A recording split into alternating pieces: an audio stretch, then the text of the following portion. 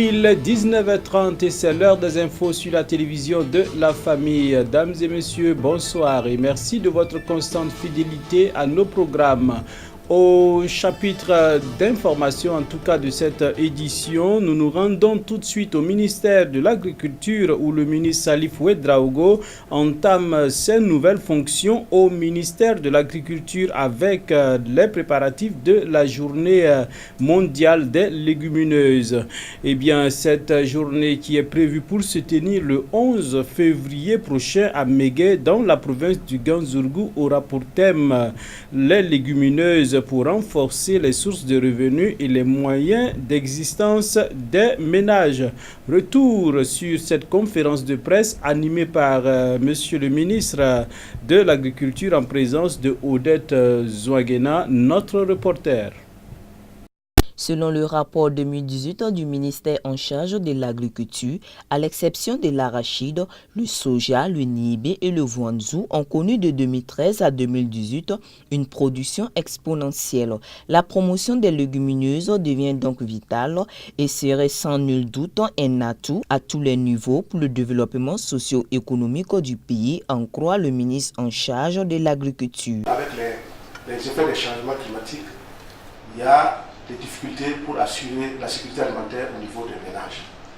Et la sécurité alimentaire demande aussi que les gens puissent diversifier leur production. Et une fois que cette diversification de production est faite, ça permet d'accroître les revenus. Et nous pensons que les légumineuses c'est des produits ou des cultures sur lesquelles nous allons mettre l'accent parce que facilement maîtrisable et on peut l'adapter dans pas mal d'endroits. Et cela va nous permettre effectivement de renforcer les capacités des communautés à faire face aux différents problèmes liés au changement climatique.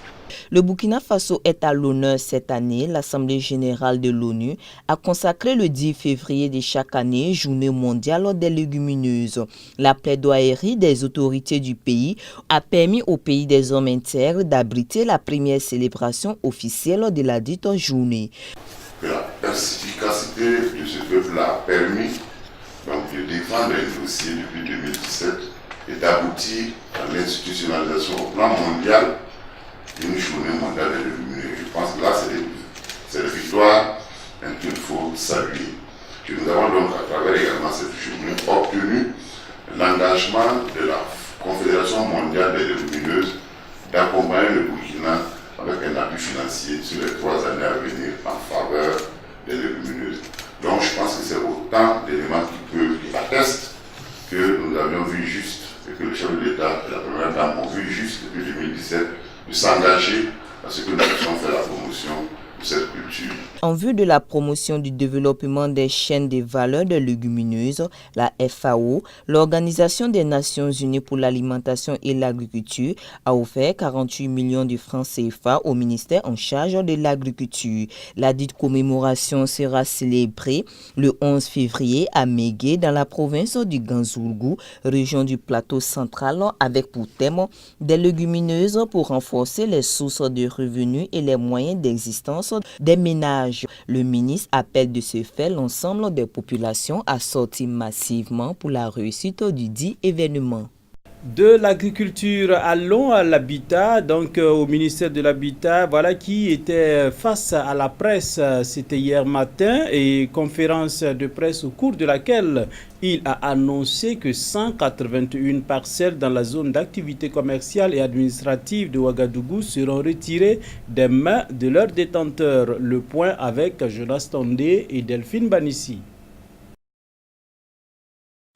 Après 16 années d'attente, le ministère en charge de l'urbanisme annonce le retrait des parcelles non valorisées dans la zone d'activité commerciale et administrative de Ouagadougou, la ZACA. En rappel, l'objectif premier de ce projet était de faire de cette partie de la ville une zone de haute qualité urbanistique, architecturale et culturelle génératrice d'emplois. Plus d'une décennie après, les résultats sont peu reluisants. Nous avons fait le point de la situation peu reluisante de la zone d'activité commerciale et administrative ZACA. Et nous avons mis en place un comité pour regarder ce qui se passe, pour faire le point de la situation de toutes les parcelles individuelles bien sûr. Et c'est à la suite de cette situation que nous vous avions convié à la présente conférence de presse pour vous dire qu'en substance, 181 parcelles vont être retirées parce que ces parcelles ne sont pas mises en valeur, parce que ces parcelles ne sont pas mises en valeur et ne sont pas soldées, et que la procédure de notification va s'engager et éventuellement qui va aboutir à un retrait effectif de ces parcelles. Ce retrait va suivre un processus judiciaire et c'est par voie d'huissier que nous allons envoyer les notifications. Ça veut dire que nous prenons toutes les mesures pour que la procédure puisse être respectée parce que nous savons que au bout, il peut y avoir des attributaires qui peuvent nous attaquer en justice pour les cas de retrait. Et éventuellement, si nous aboutissons effectivement au retrait, nous allons mettre en place un comité de réattribution. Le ministère a indiqué que 270 parcelles sur 310 souscrites ont été soldées. Parmi elles, 163 n'ont pas été mises en valeur et 18 autres parcelles non soldées entièrement. Étant donné l'échéance du délai de mise en valeur qui était de 5 ans et le niveau de construction dit pas satisfaisant, le secrétaire général du ministère insiste sur le retrait des 181 parcelles de la main de leurs détenteurs. Le réseau des journalistes pour l'autonomisation économique des femmes et des jeunes a présenté ce mercredi son projet de développement de compétences de 150 jeunes des collectivités territoriales. Ce projet appelé RAC vise à former des jeunes pris dans les communes ayant au minimum le niveau 3e. Et bien sûr, ils seront formés à la collecte des données sur les activités de la localité, les traiter et ensuite les archiver. Le promoteur Blaise Quintega, journaliste au groupe Horizon FM, est au micro de Delphine Banissi et Jonas Tondé. Aujourd'hui, vous allez dans les communes et dans les arrondissements, il y a des jeunes qui sont assis, ils n'ont rien à faire. Si les jeunes sont formés en photographie, si les jeunes sont formés en prise de son, en prise de vue et en traitement de ces trois outils-là, ça peut nous aider.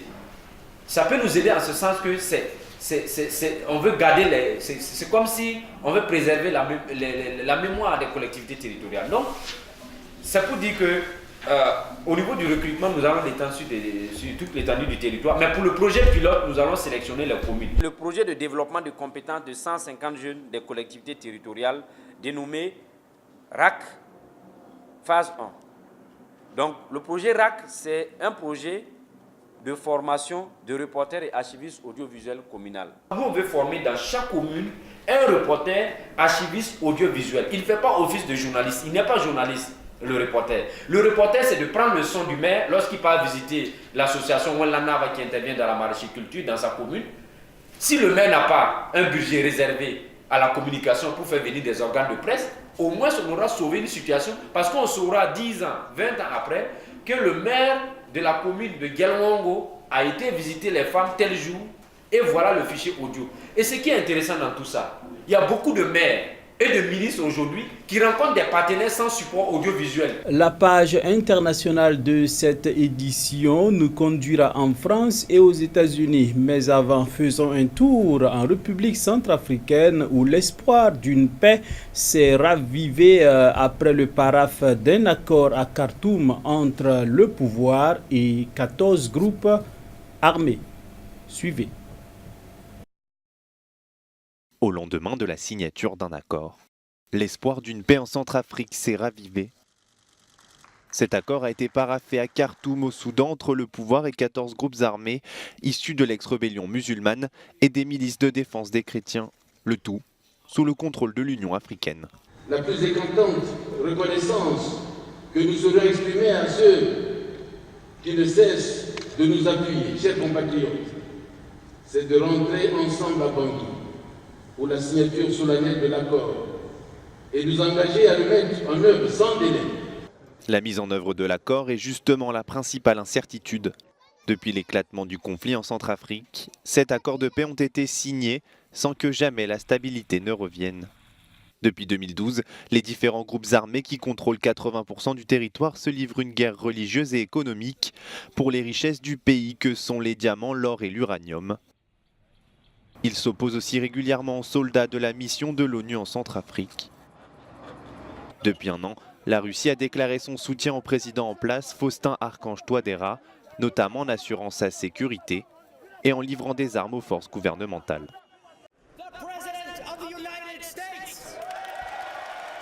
Donald Trump a prononcé le discours annuel sur l'état de l'Union face au Congrès américain réuni au grand complet pour la 3e fois. Un exercice périlleux cette année, la Chambre des représentants est désormais dominée par les démocrates et non plus par les républicains. Le président américain a d'abord joué la carte de l'unité et lancé un appel au compromis. Nous pouvons surmonter les divisions anciennes, panser les vieilles blessures, créer de nouvelles coalitions, forger de nouvelles solutions et libérer des possibilités extraordinaires pour l'avenir de l'Amérique. C'est à nous de prendre des décisions. Ce soir, je vous demande de choisir la grandeur. Il y a 2 semaines, Donald Trump avait mis fin au shutdown, le blocage des services fédéraux, sans avoir obtenu de fonds pour son projet de construction du mur à la frontière avec le Mexique. Un thème controversé qu'il n'a pas hésité à aborder. Aucun problème ne divise autant la classe ouvrière et la classe politique américaine que l'immigration clandestine. Dans le passé, la plupart des personnes présentes dans cette salle ont voté pour construire un mur. Mais le mur n'a jamais été construit. Je vais le faire construire. Crise au Venezuela, guerre en Afghanistan, tensions économiques avec la Chine, Donald Trump a consacré une large partie de son discours à la politique étrangère.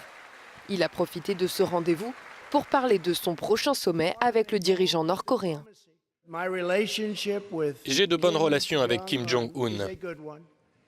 Nous nous retrouverons de nouveau les 27 et 28 février au Vietnam. Le président a aussi vanté un excellent bilan économique. Pour les analystes politiques, ce discours sur l'état de l'Union était en réalité un discours de campagne. Donald Trump entend briguer un second mandat de président et les prochaines élections sont dans seulement 21 mois. En France, les députés ont adopté mardi à une très large majorité la nouvelle loi anti-casseurs, vivement critiquée par la gauche, mais pas seulement. Signe des crispations au sein même de la majorité, 50 députés macronistes se sont finalement abstenus au moment du vote. Durant le débat, des députés ont dénoncé l'article 2 de la nouvelle loi, article qui permettra désormais au préfet d'interdire purement et simplement une manifestation alors qu'il fallait jusque-là l'aval d'un juge. Le nouvel arsenal juridique a été adopté en réponse aux violences commises par les Gilets jaunes ces dernières semaines. Outre les interdictions administratives de manifester, les protestataires ne seront plus autorisés à masquer leur visage. Les réfractaires encourent jusqu'à 6 mois de prison et 7 500 € d'amende.